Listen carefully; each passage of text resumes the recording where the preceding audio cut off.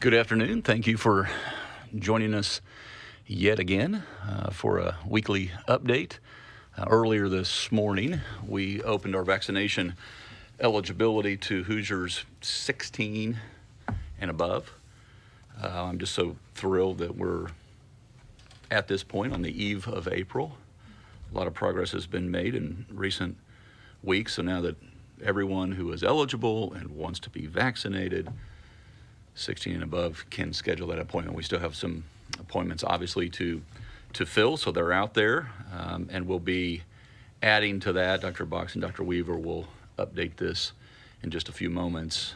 We'll be as vaccination, our supply increases, so will your ability to schedule an appointment. And we've, our estimates earlier this morning, we looked at this, and about 39% of eligible Hoosiers have been vaccinated or made an appointment, I guess I should say, to be vaccinated. So first dose, full dose, or made an appointment to be vaccinated, 39%. So we're about at 40%, got a long way to go. Fortunately, the supply is there. And more good news is, along with and only because of our federal partners, we've announced that we're going to have an 8-week mass vaccination site in Gary, Indiana, which not only enables us to get out,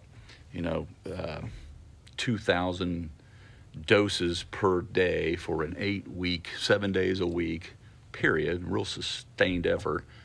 But that's also going to, as you described, alleviate and we will be able to send mobile units out throughout northern Indiana. With another 1,000 doses. With another 1,000. So with the 500 sites that we already have around the state of Indiana. So it's a big deal to have that mass vaccination site in Lake County and Gary, Indiana, like we've had in Marion County as well, and others. But to have that for that 8-week period, it's a big deal. And then to be able to send the mobile units out. But again, the docs will have more on that. We also have, I'll be quick about this, we also have Fred Payne with us. I mentioned last week we'd get an update on our unemployment claims and all he's doing to prevent cyber attacks and fraud and how all these things work together. So with that, I'll turn it over to Dr. Box for our weekly update. Thank you, Governor. Good afternoon, Hoosiers. Today is the day we've all been waiting for, the day that any Hoosier age 16 and older can schedule a COVID-19 vaccination appointment. This means that any Hoosier who falls within the age groups for which the vaccine has been authorized now has the opportunity to be vaccinated against this disease. As of this morning, approximately 5.4 million Hoosiers can now sign up for a vaccine. Millions of Hoosiers have already done so. Just today, we saw 21,000 appointments scheduled in the first 30 minutes of expanded eligibility, and 96,000 people had made appointments as of noon. This milestone also means that age is now the only eligibility requirement to receive a vaccine in Indiana. We also have removed the language requiring proof of residency. We have made this change for several reasons: to comply with requirements at the FEMA site. We also know that some individuals may live in a household with multiple individuals but lack a document that shows an Indiana address. And students at colleges and universities, or even some people in Indiana workplaces, may live out of state but spend a significant amount of time in Indiana. We want to remove any barrier. If you are age 16 or 17, you can only receive the Pfizer vaccine, and we ask that you bring a parent or guardian to your appointment if at all possible. If you cannot, most locations will accept a written consent or a verbal consent by phone. Individuals age 18 and older can sign up at any site by visiting rshot.in.gov, by calling 211, or by going to one of the federal pharmacy partner sites like Kroger and Meijer. Individuals signing up through rshot.in.gov will find more than 530 locations that are offering vaccine. Those appointments are spread out over many weeks to ensure that enough vaccine is available to accommodate the appointments. You will find special sites like the mass vaccination clinics at the Indianapolis Motor Speedway, which opens tomorrow, and the 8-week clinic that will be held in partnership with FEMA at Gary Roosevelt's Park beginning next Wednesday. You will also find appointments or extra clinics being added at existing vaccination sites, such as our local health departments, community clinics, and hospitals. Partnerships have been a hallmark of the pandemic response, and the vaccine rollout is no exception. An incredible amount of work has been done by partners at the local, state, and federal levels to get to this point, and it doesn't come a day too soon. We have said before that we are in a race between the vaccine and the variants. Unfortunately, right now, the variants are picking up steam. Indiana has now reported 137 cases of the UK B.1.1.7 variant, 2 cases of the B.1351 variant out of South Africa, 1 case of the P1 variant out of Brazil, and 27 cases of the California variant. Our proximity to Michigan, which is one of the top states for B.1.1.7 variants, is also a concern. I say this to remind Hoosiers that COVID is still very much present in our state and encourage everyone who is eligible to sign up for a vaccine as soon as possible and to continue to wear a mask and take precautions. If you're looking to visit the iconic Indianapolis Motor Speedway for your vaccination, know that the clinic is filling quickly, but that appointments remain for the week of April 18th and the final week of April 24th through the 30th. And I think actually only the 24th through the 30th is open at this point. If you live in northwestern Indiana and want to come to the mass vaccination clinic, that will be open next Wednesday in Gary, and we'll be opening those appointments by the end of the week. You will be able to sign up at ourshot.in.gov at that time. The Gary Clinic can provide 2,000 vaccinations a day. It will offer the first dose of Pfizer for the first 3 weeks and the second dose of Pfizer for the second 3 weeks, and then Johnson & Johnson for the final 2 weeks. It will be held in a drive-through format, but will also have opportunities for individuals who travel by bus or other modes of transportation so that there is a walk-up option. In addition, as a supplement to the Gary site, we will have 2 mobile units that will host clinics in 9 counties across northern Indiana in the coming weeks to help ensure that the vulnerable communities have easy access to the vaccine. These clinics will be able to administer 1,000 doses a day and will follow us to further reach underserved populations, This week, we also launched a Spanish line through 211 so that our Spanish-speaking Hoosiers have easier access to information and help with registration. Callers to the 211 select the appropriate prompt that will direct them to a team of Spanish speakers. On the first day, the team answered nearly 400 calls and scheduled more than 180 appointments. And our Zotec registration system is now available in Spanish, and we're adding Burmese soon. As we increase our vaccination and outreach efforts, we are also working with our partners at the Regenstrief Institute to better identify breakthrough cases. Breakthrough cases occur when an individual tests positive for COVID-19 at least 14 days or more after receiving their full vaccination. That means the person has received either 2 doses of Moderna or Pfizer or a single dose of the Johnson & Johnson vaccine. We identify these cases by matching data on our vaccination to our vaccination data. So anybody who tests positive, we match it with the vaccination data. We have identified 221 breakthrough cases as of March 16th. These cases represent less than 0.04% of individuals who were fully immunized as of March 16th. More than 21% occurred in individuals age 80 and older.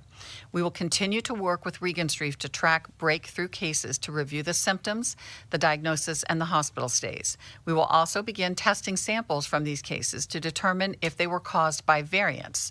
This will help us to better understand the vaccine's effectiveness against variants and inform our strategies going forward. As we've done throughout the pandemic, we remain laser focused on the data we receive. Nearly 2.8 million doses have been administered. That includes more than 1.7 million first doses of Pfizer or Moderna and nearly 61,000 doses of the Johnson & Johnson vaccine. More than 1.1 million Hoosiers are now fully vaccinated, up from just over 1 million last week. This means that more than 21% of Hoosiers for whom the vaccine is authorized have received either 2 doses of Pfizer or Moderna vaccine or a single dose of the Johnson & Johnson vaccine. When we look at vaccine uptake by age, we find that nearly 74% of Hoosiers age 80 plus have scheduled or received a vaccine. 77% of those 70 to 79 have done so. 66% of those 60 to 69 are getting vaccinated, and 48% of those ages 50 to 59 are in line or have gotten their first dose. 35% of those ages 40 to 49 have signed up. We also have seen 25% of people age 30 and older sign up. Almost 10% of Hoosiers aged 20 to 29 have already signed up. We know that more than 24,000 Hoosiers ages 16 to 19 have also scheduled a vaccination. These numbers also include more than 152,000 first and second doses administered to residents and staff in long-term care. Those numbers are encouraging, but we must remain cautious as our positivity rate has ticked up slightly. It now stands at 3.9%, up from 3.3% last week. We also have seen a slight increase in the number of Hoosiers hospitalized. The number of Hoosiers currently hospitalized with symptoms of COVID has crept back up to 657 as of yesterday. While this is still far better than the nearly 3,500 hospitalizations we saw just a few months ago, it is something we will continue to monitor closely. Daily hospital admissions for COVID remain at some of our lowest levels in months, but they too have increased slightly to just over 60 per day. Our color-coded county maps still look much better than they did a few weeks ago, but they've shifted slightly. The number of counties in blue on our 2-metric map has dropped to 53, down from 66 last week. 2 counties are in orange and the remainder are in yellow. Our advisory map has also shifted this week. This week, we have 2 counties in orange, up from just 1 last week. 48 counties are in blue, which is down from 57 last week. The remainder are in yellow. These metrics tell us that cases are increasing in parts of the state, which again serves as a reminder that we cannot throw caution to the wind and behave as if the pandemic is over. We want the pendulum to swing back in a positive direction so that we can prevent hospitalizations and save lives. Today, we reported 1 new death, which brings our total lives lost to 13,039 when you include both confirmed and clinically diagnosed deaths. The best way to prevent further loss of life in this pandemic are to follow the mitigation measures we've discussed for over this past year and to get vaccinated as soon as you are able to do so. This layered approach is truly our best path forward. And now Dr. Weaver has some more updates on our vaccination efforts. Thank you, Dr. Box. We are embarking upon one of the most exciting times in our pandemic response over the next week, and we hope to see Hoosiers turn out in droves to get their vaccine. We were notified yesterday that we can expect more than 405,000 first and second doses of vaccine this week. That includes 88,920 first doses of Pfizer, 66,900 first doses of Moderna, which is an increase of about 2,000 from last week, and 96,500 doses of Johnson & Johnson. These supplies are critical to our efforts to get shots in the arms of every Hoosier who wants a vaccination as quickly as possible. In addition to the mass vaccination clinic starting tomorrow at IMS and next Wednesday in Gary, we are working to get vaccine to large businesses and institutes of higher education in very short order. Our business and industry efforts are focused initially on those businesses that have 1,000 employees or more. Approximately a dozen businesses are in the process of launching vaccine clinics at this time. The majority of these companies have in-house or third-party health partners who administer the vaccinations to their employees, and the sites will receive primarily Pfizer vaccine. This week, we were able to allocate 24,000 doses to distribute to those businesses. Multiple other organizations are in the process of finalizing their plans, and we expect to allocate another 6,000 doses for those entities this week. Last week, we also sent a survey to colleges and universities to gauge their willingness to receive vaccine to administer to their students and staff. Our goal is to provide at least the first dose of vaccine to the students before they leave campuses for the semester. We will be allocating 60,000 doses of Pfizer for this purpose. 6 campuses are planning to begin vaccinations next week, and those are IU Bloomington, Purdue, IUPUI, Notre Dame, Butler, and Goshen College. 3 other campuses are in the process of finalizing their plans, and we have heard from at least 6 others that are partnering with their local health systems in order to vaccinate their students and staff.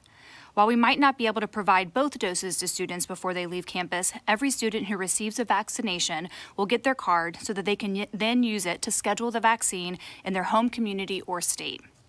This will help protect not just Hoosiers, but individuals in other states from COVID-19. Pharmacies participating in the federal program are receiving more doses of vaccine.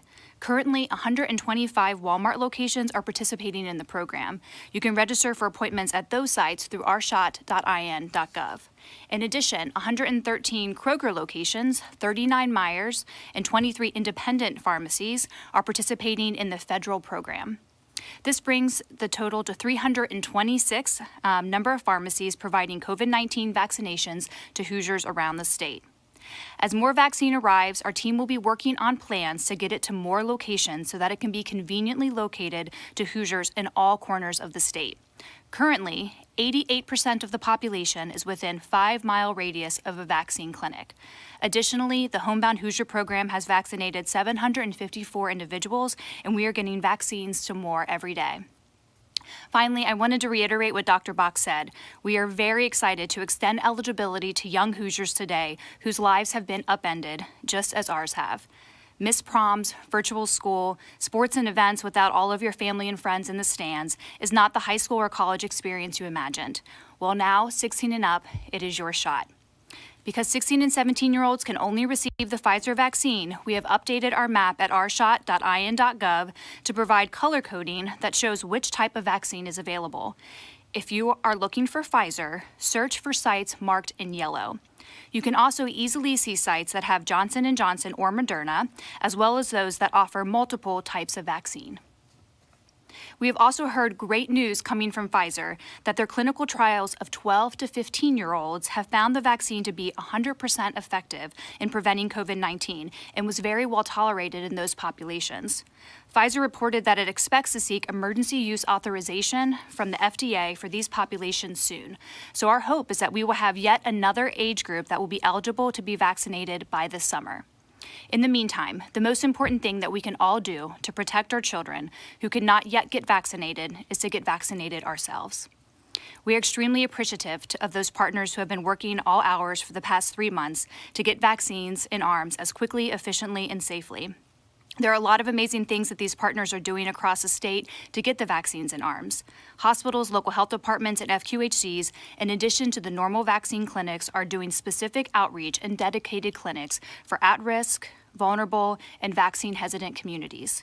And to all of our other partners, community leaders, Zotec, Lilly, local health officers and their teams, those working at all the vaccine sites, all of the volunteers, the hospitals, and the Vaccine Advisory Committee. The list is too long to name you all, but thank you. And to all of you for everything that you've done, reaching out with words of encouragement, and for all of you who are doing things that you can to protect yourself and others. Thank you. Thank you, Lindsay. And Fred, you want to give us an update on all the progress you've made to date? It's been a long haul, but to date in terms of claims and fraud prevention and those cyber attacks that I alluded to earlier? Yes, Governor.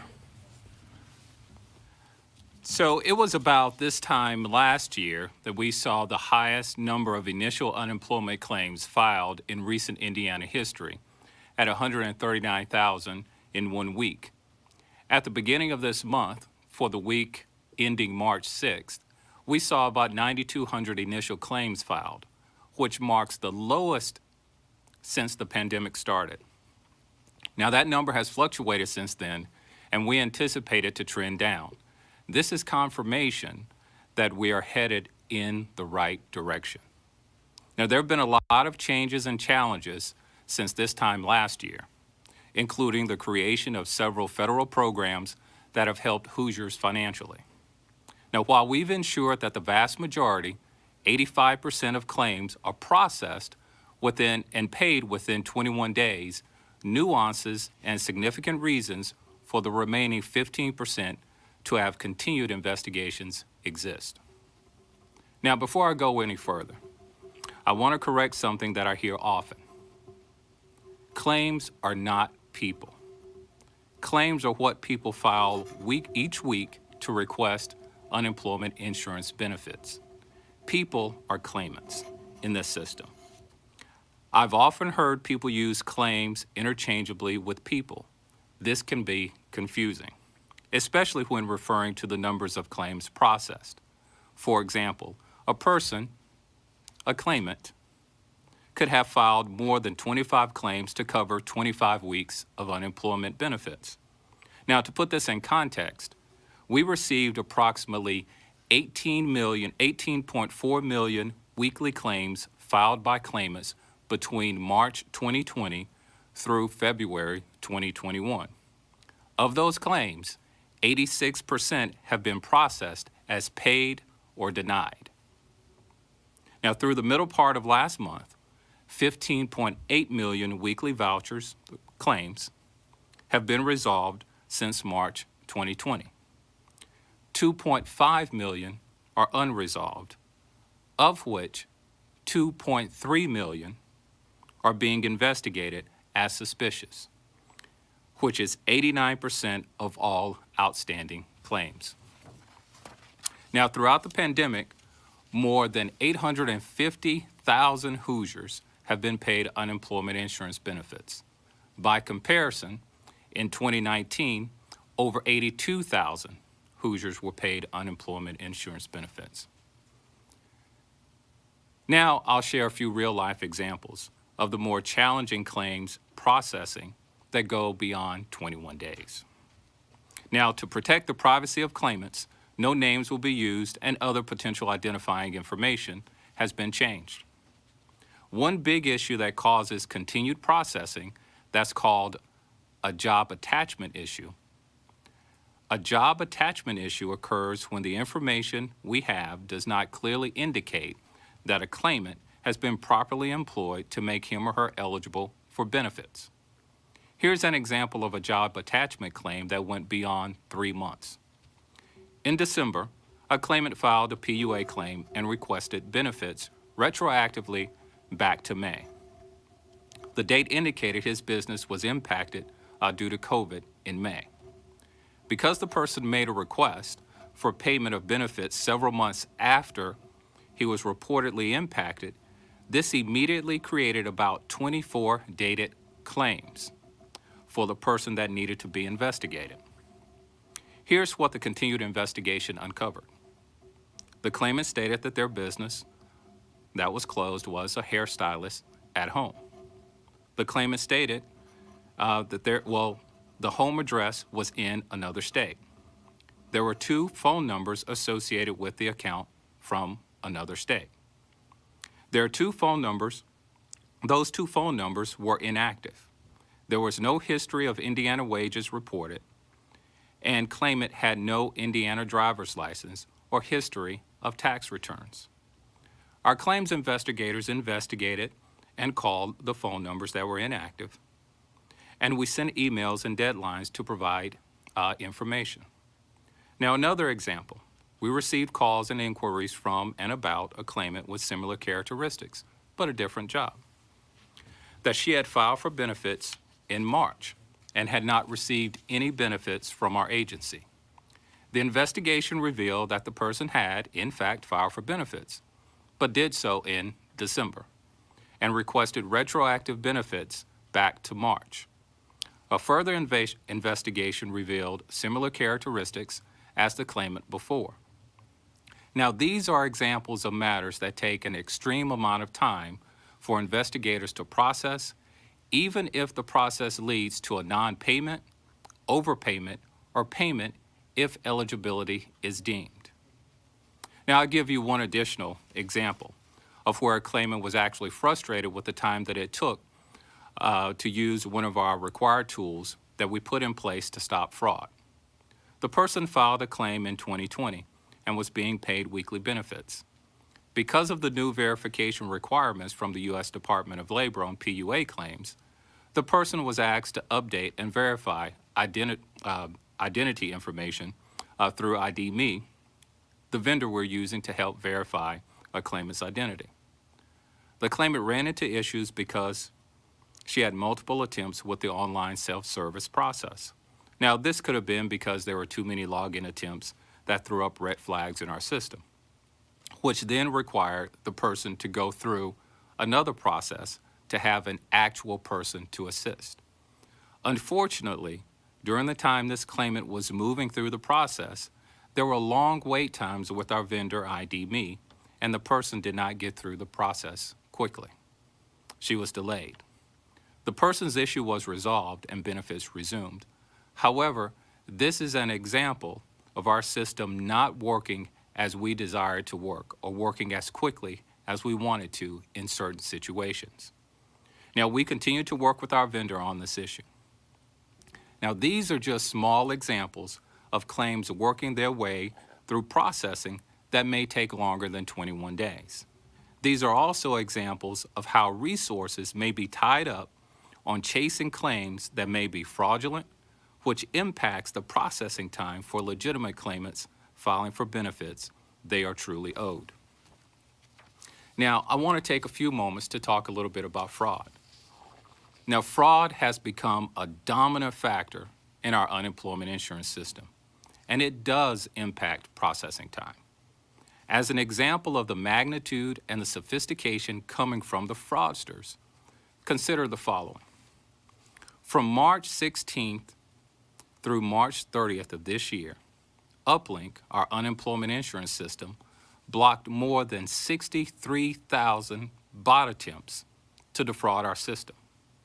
The heaviest period of bot attacks that we've had was in November, when we blocked 17.9 million attempts in a 10-day period.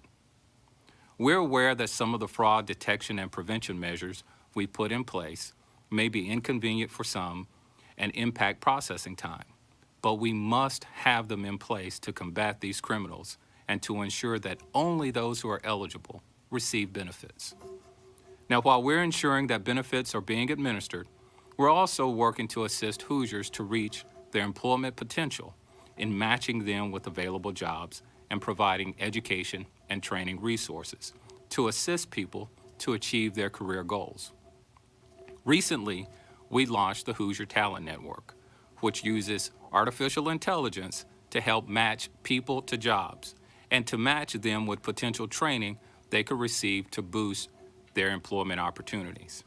Now, while a lot of work remains, there are many positive indicators that show that we're closer to economic and employment recovery. This includes Indiana's current 4% unemployment rate, which is down significantly from the record high of 16.9% back in April of 2020. We've come a long way over the past 12 months, and we have a long way to go. But with consistent and measured strategies, we'll continue to move forward. Our agency is committed to providing benefits to all eligible Hoosiers while increasing opportunity to evolve people's education and training levels, which will lead to greater career choices. Finally, for those who are interested in unemployment data, we've added a new public-facing benefits dashboard to our agency homepage. You can visit it at dwd.in.gov. Thank you. Thank you, Commissioner Payne. Very thorough. Stick around. Don't go anywhere. You've thrown a lot of numbers out there, so I suspect there'll be some follow-up. I should also say, in terms of follow-up, I alluded to last week, this may very well be the last regularly scheduled health press conference on a Wednesday at 2:30. It looks to be that to be the case. Going forward, next week I know you and I'll be up Tuesday, you'll be up Tuesday, Wednesday up in Northwest Indiana. So in addition to being out and about, we're still going to be available. We'll still be putting out from the Department of Health and keeping our, not just records updated, but any decisions on a daily basis, they're going to be updated. And, we'll reserve the right to call a press conference if time doesn't dictate, if the sensitivity of the decision to call a 2:30 Wednesday press conference, I'll look to that to be the case, but we'll plan on, not just because of the next 3 to 4 weeks of the legislative session when things are starting to really pick up steam and things are moving very quickly upstairs, thankfully. But we'll be available to answer any question every single day. I tell Rachel, get some sleep, but I think she's available 24/7. With that, Rachel, sorry to put you on the spot, but let's open it up. Lindsay Rodoti, the Indianapolis Business Journal. Good afternoon, Lindsay.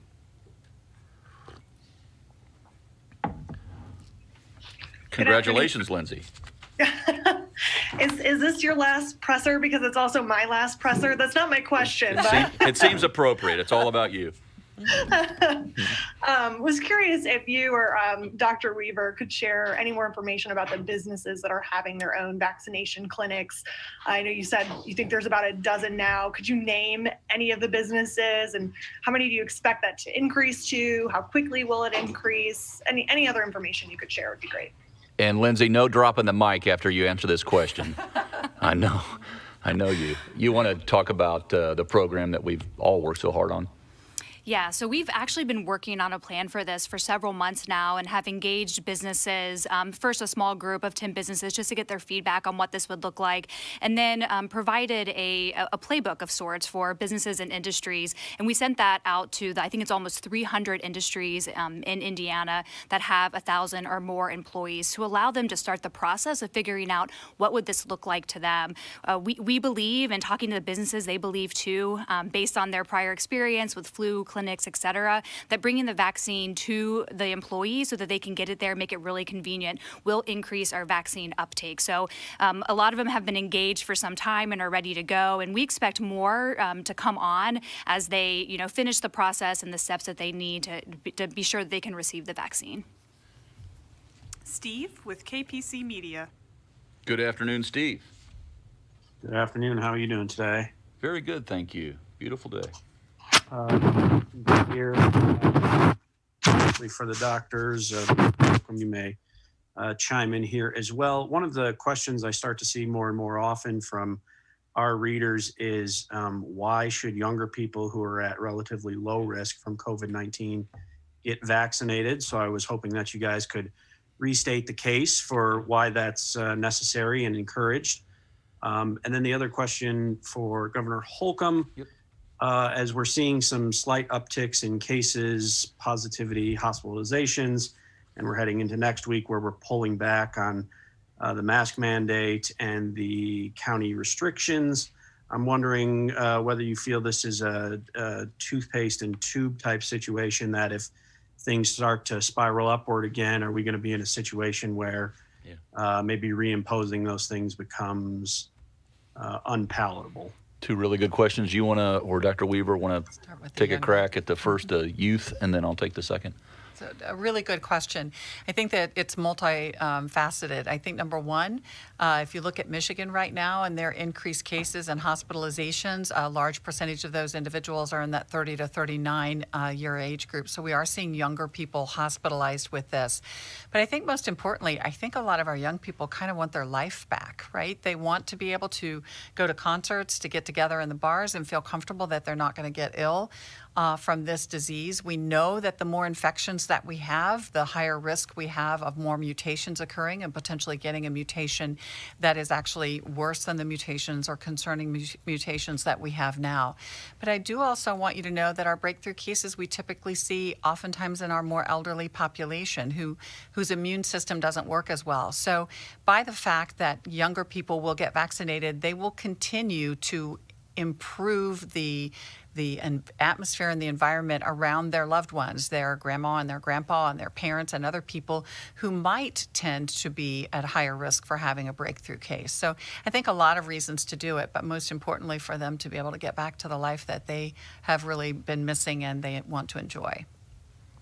Lindsay, ditto? Yeah, I would say ditto. Low risk doesn't mean no risk, and I echo Dr. Box's points about the variants. We are seeing an increased risk of hospitalization with some of those, and we're keeping a really close eye on that. And as she mentioned, there's some people, one, who can't get vaccinated or got vaccinated and maybe they are on chemotherapy, and so they didn't get the antibody response they wanted to, or are elderly. So again, it's about protecting others. And I know a lot of young people are motivated over the fact that when you're vaccinated and you're protected, meaning you can't spread it to others anymore or get it. That also means you don't have to quarantine, which I know has been very disruptive to all of our lives. Yeah, and in terms of the second question, Steve, I would say that we have been very clear since the outset of our desire to try to drive down deaths and hospitalization rates. They have come a long way, moving in the right direction. We unfortunately reported one today, death. Reported one. But having said that, it's not just one number that I focus on, the positivity rate. It's many numbers in terms of our ability, first and foremost, to care for those who are hospitalized, whose lives are threatened. We do want to do all we can because to reduce the spread as well. We do want to make sure that we keep up our surveillance, our testing, and our tracing efforts. The vaccination rollout with 500 sites, adding more supply inventory, is having a positive impact. But by no means, that's just what I said a couple of weeks ago, this is not mission accomplished. Yes, there's some personal responsibility that will be demanded if we want to continue to manage our way through this. But manage our way through this, we are doing. And it's, again, not just one number, but it's many that factor into the equation as I see it. Kayla Sullivan, Fox 59. Kayla, how are you? Doing all right. I hope you guys are well as well. This question is for Commissioner Payne. We continue to hear from people who are waiting months for claims or appeals and struggling to make ends meet. You know, they describe being unable to get any information from DWD representatives when they call. So what are you doing to deal with the backlog, and what is your message to those families not able to even get in touch with those representatives, they say? Thanks for the question. That's a good question. We're continuing to make sure that we reach back out to individuals who call us or they send us emails, and we are continuing to work through those. As I mentioned earlier in my dialogue previously, there are reasons for some of the continued claims, which does impact the time that it takes for an individual to be returned, for a phone call to be returned, and for emails to be returned. But we are working through that. So the message will be that we'll continue to make sure that we'll pay all eligible Hoosiers, and we'll make sure that we get to them as quickly as possible. Trevor Peters, Fox 19. Afternoon, Trevor. Hi, Governor. Earlier this week, Kentucky Governor Andy Beshear said if given the opportunity, he would ask you to rethink getting the mask mandate. First of all, has he done this? Second, curious your thoughts on those comments. And then a little bit of clarification on the proof of residency change. Are you now saying that people, say in Cincinnati, who can't find an appointment can now cross into Indiana and get a vaccine because even though they may not be a resident? You want to take the residency, and then I'll take the because it's not just Cincinnati. I get your point, but it's Kentucky, Illinois, Michigan, and Ohio. So definitely it's our preference that individuals who live in Indiana, work in Indiana, are the ones that come over and get vaccinated here, because we do get allocated vaccine based on our population. But what we want to do is remove any barriers. And we knew that we were going to be vaccinating college students, that many of them live out of state or sometimes even out of the country. And we knew with opening the FEMA vaccine site that was another requirement, that there was really no residency requirement. So in that spirit, with opening it to everyone, that's why we removed the residency requirement. Lindsay, anything? Trevor, I would say that Governor Beshear has my cell phone number, and he clearly has the media's number as well. He has not contacted me. I did see his comments, and I would just say that I've always taken the approach. My style has been to respect all other governors and the decisions that they have to make according to the numbers and what's happening on the ground in their states. And yes, there are some. We've vaccinated about 18,000 Kentuckians here in the state of Indiana, and so there is some. I understand the folks that live in Kentucky, or the folks that and work in Indiana, or the folks that live in Indiana and work in Kentucky. Completely respect that, but I'm paying attention to the numbers in Indiana and what's in the best interest for Hoosiers. Nikki Kelly with the Fort Wayne Journal-Gazette. Good afternoon, Nikki. Good afternoon. I have two questions. The first is, will you veto and or sue if the legislature tomorrow sends you a bill that allows them to call themselves into session? That's the first. That's a pretty straightforward question. I've made no secret about my understanding of Indiana's Constitution. I remain of the belief that this is unconstitutional. We have supplied our legislative friends upstairs with that background. There is an honest difference of opinion. They believe otherwise. And so I believe that, to your question's point, I'm left with no other alternative. I certainly can't. I believe I'm duty bound by the Constitution first and foremost. And so I can't do an end run around the people. There is, make no mistake, I have not said that I'm in complete disagreement with some of their motives, and I believe they're honorable motives.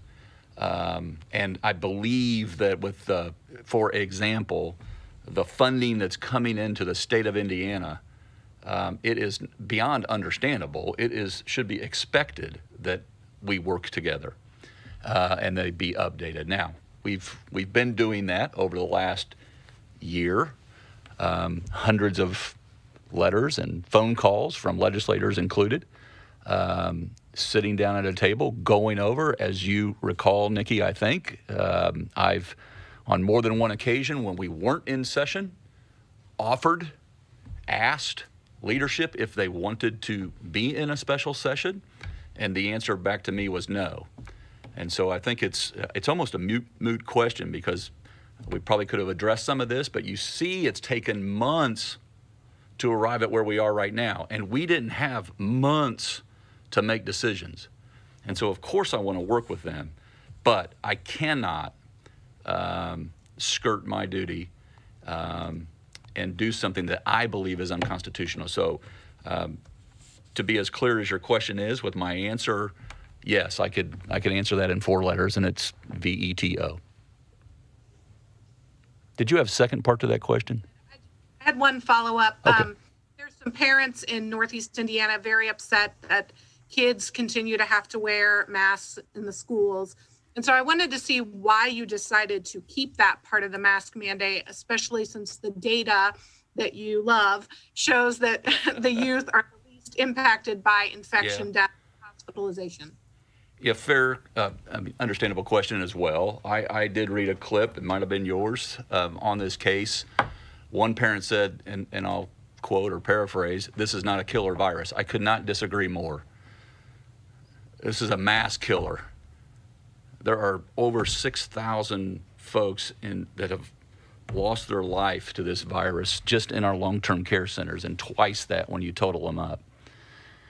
And so there are precautions that we need to take. And obviously with the 8-9 weeks left in the school year, this year, it's working.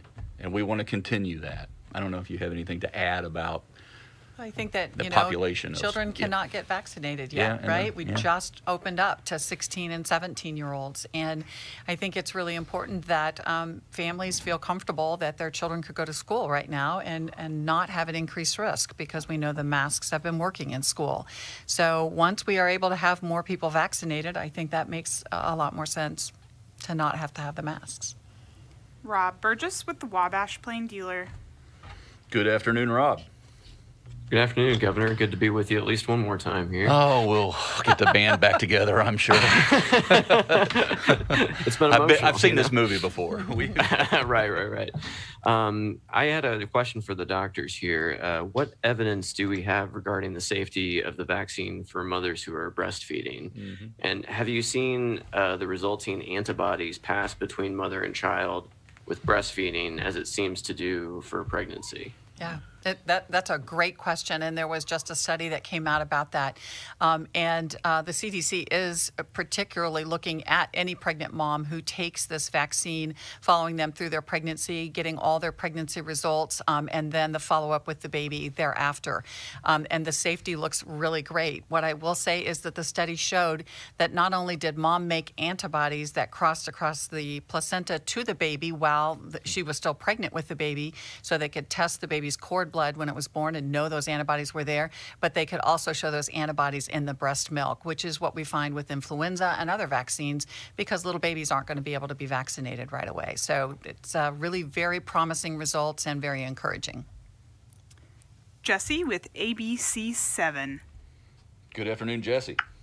Hey, good afternoon, Governor. Appreciate it. And to the doctors as well, thank you. So 2 questions for you. One, wondering if there's an appeal to people's better angels, if you will, who are hearing you talk about no residency requirement. And I'm thinking there are a whole bunch of people who live just over the border in Chicago.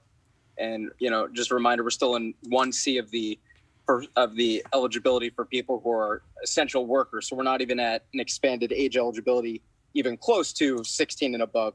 What do you say to people who are hearing this and thinking, I'm just going to go over the border and try to get this? And at the same point, how would you reassure your Northwest Indiana residents who are worried that doses set aside for them are now going to be taken by people who shouldn't be getting it because they don't live here or work here or spend a lot of time here? And then secondly, just going back to masks, I know, Governor, you're talking about there are a lot of numbers you look at, and we're seeing cases ticking back up, hospitalizations, and we know that hospitalizations and deaths lag behind cases. So I'm just curious what that break-even point might look like, because even though more people are going to be getting vaccinated and protected, it's going to take weeks, if not months, for those 5.4 million people to get their shot. So just curious, what that push-pull looks like, where we're getting more vaccination, but not necessarily catching up with the spread. You want to take the first one first? So what I would say to people in Northwest Indiana is that we already have a large number of sites there. We are expanding this with the FEMA mass vaccination site and our mobile units going out. So we have the ability to do 3,000 doses a day over the next 8 weeks, and that residents of Chicago have a FEMA site right there in the convention center that they can go to. Yeah, and Jesse, I would say, not to repeat myself, but and I understand your question. As we can, we don't look at just one number. We don't just look at that positivity rate. You're right. We look at the hospitalization rate. We look at the death rate, how it affects downstream, the activity, the rate activity. But I'm focused on our ability to care for those who need. And that we have the resources to care for those who are in need. And in terms of our PPE, in terms of our therapeutics, in terms of our ICU bed availability, in terms of doc availability, assistant availability, all the stressors on the system, understanding also, as you point out, that there will be, as more people get vaccinated, what I'm pleased about, we got a long way to go, but when you look at this chart, I mean, there's some good news in this chart, but we have a long way to go. But also what we're starting to see is that hesitancy also start to tick down in certain groups. When we were at the very outset of the vaccination process, we were talking about a much different percentage than what we're looking at here today. And so I do believe that the more people that get vaccinated, it will have a positive impact on our death rate. But also the number of people that have had COVID as well factors into that equation. So when we start to, and I do look at the slope, whether it's inclining or declining, and I look at the plateau where we've plateaued at. But I want to make sure that we have the ability to continue county by county, region by region, care for those who are in need. And we know the vaccine has a positive impact on that, and our personal vigilance, each and every one of us. Katelyn with the Indianapolis Star. Good afternoon, Katelyn. Good afternoon. You had made it clear in your speech last week that local units could still implement their own COVID restrictions Lawmakers had amended a bill today making it more challenging for local communities to implement more stringent COVID-19 restrictions than the state. Does this legislation concern you, granted that it seems to make it more challenging for local communities to do that? Yes, it concerns me. A lot of things concern me, and I haven't had Katelyn. To be fair, I think this happened today. I haven't had an opportunity to look at the exact language of the amendment. Didn't see it before the hearing, so we'll take a hard look at this. As Nikki earlier asked about one bill, fairly obvious on where I am on that. Can't spell it out any clearer. But on this, I'm going to have to, Katelyn, I'm going to have to look at each and every word and how it's changed over the past 3 months to where we are today. So to be determined. But yes, it does concern me. And all these bills and there's multiple, that have anything to do with how we manage our way through this thorny period in our state's history concerns me. It better concern me. Justin with the Westville Indicator. Justin, afternoon. Good afternoon, Governor. Since this is the last regular briefing, I and I'm sure many other journalists would like to thank you for holding these press briefings every week for the past year. For smaller papers like the one I run in Northwestern Indiana, it's been great to be able to ask state officials questions directly. So I'm wondering if you would give us some insight into what it's been like to be the state's chief executive during one of probably the most challenging times in state history. How has it weighed on you and Dr. Box for that matter over the past year? Would you pull back the curtain and tell us what it's been like? Well, I hope that that's true. I'll buy you some time here to think about it. I mean, number one, this is not going to be our last. This is no final curtain call, to use your analogy. It does feel a little bit like going to Oz and you pull the curtain back and you see how decisions are made or how we arrive at them. But I hope, if anything, I always look for the good that comes out of the challenge and the opportunity that's presented itself. And so we'll be looking at, Rachel and I have talked about this, we'll be looking at ways to still be connected with, as you say, all those small schools out there that didn't have a chance to make it to the big game, but all those small publications, news outlets that have invested a lot in making those connections as well. It's not just us. It takes two to tango. So we've appreciated, in a public health crisis as it's been, to be able to get the word out across the state. And it wasn't just us, it was you too, so thank you. How it's weighed on me, I've always tended to be an optimistic person. And I will tell you, I've flat out, this is not rhetorical, been inspired by the strength and resilience and Indiana's soul as a state. It's been phenomenal to watch so many people come to so many others' aid. And I don't let the folks who try to tear that down or remain in denial get in the way of all the good and all that we've endured, and what we should remember, both in terms of loss and gain throughout this past year. I said maybe at the first or second of these, Rachel and I disagree about how many of these we've had. Rachel says 97, I say 93, only because she says, well, I say there has to be an opportunity for questions, that we have to be available to do just this. But I said that our goal would be understanding what a challenge, not fully, but understanding what a challenge laid ahead, that we would seek to become ultimately stronger after than before, even considering all the loss. And in many respects, and I'll take an opportunity to say this, in many respects, about all the good work that's occurring upstairs right now in this final 3 or 4 weeks. So I don't let the challenge anchor me into a place of despair. We have way too many good Hoosiers around the state of Indiana with their expertise that they're bringing to bear that are helping us weather this storm. And with that, I'll pitch it to you. It's hard to really put into words what the past year has been about. I will say that it has been, for me, the most challenging time of my life in my professional career. Certainly not something that I expected when I took this job, but not something that the state of Indiana expected. The personal toll and the stories that Dr. Weaver and myself and Dr. Sullivan and the governor have heard have been at once heartbreaking in some situations, uplifting in other situations, incredibly affirming of the Hoosier spirit. And a lot of people feel that the burden might have been tremendously just on me. But what I will say is that this has been an incredible team effort. This has been many physicians from the state of Indiana gathering together, many physicians from our hospital systems and from our local health departments gathering with us.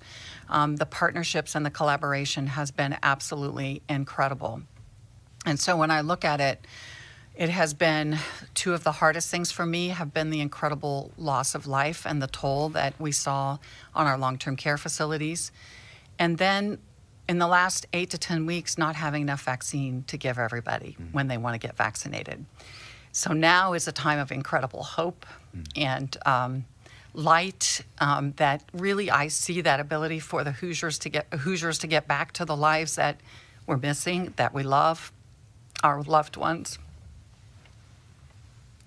Yeah. And just incredibly blessed to be sitting next to this gentleman on my right for all these weeks, because the real true burden fell on his shoulders for a lot of the major decisions that had to be made, taking input from all over the state and from all of his consultants. Spring is upon us, Justin. It's a time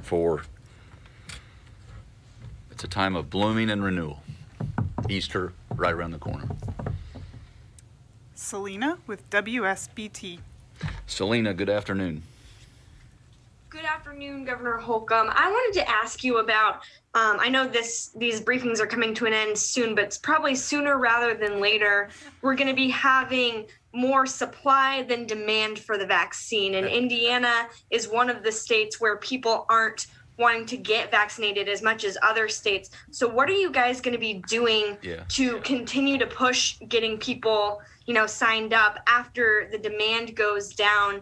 And are you guys worried about possibly, not reaching that 70% for herd immunity if enough people refuse to get vaccinated? Yeah. Dr. Weaver, you want to answer Selena's question, then we can follow up as well? Yes, so that is really when I think the hard work starts, when it's that time for communication, that time for outreach. And that is partly why we have started with, several months ago thinking about this and talking to the businesses and industries. How can we get vaccine to people, especially in groups of people that they feel comfortable with. So working with our community partners, our mobile clinics to bring it to churches, to community centers, to high schools, maybe even to younger age groups if we can get that Pfizer approved for the 12 to 15-year-olds. And we need everybody to help pitch in and talk about their experience and the symptoms they did or did not have and what it was like to get the vaccine and the incredible relief that you feel after you've been vaccinated, that you're protecting yourself and protecting others. Darby from WDRB. Afternoon, Darby. Hello, can you hear me? Crystal clear. Okay, perfect. Well, good afternoon.